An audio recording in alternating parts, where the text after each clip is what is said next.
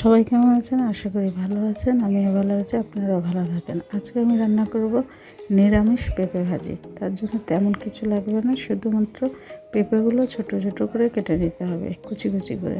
তারপরে সামান্য একটু কাঁচামরিচ স্বাদ অনুযায়ী কেটে নিতে হবে। এবার কড়াইয়ের ভিতরে সামান্য একটু তেল দিয়ে তেলের ভিতরে শুকনো মরিচ ফোড়ন ও পাঁচফোড়ন ফোড়ন দিতে হবে। ফোড়নগুলো ভাজা ভাজা হয়ে গেলে তার মধ্যে দিয়ে দিতে হবে একটু সামান্য হলুদ অল্প দিতে হবে। হলুদের মধ্যে দিয়ে দিতে হবে কুচি করা কাঁচামরিচগুলো, ব্যাস, আর কিছু দিতে হবে না।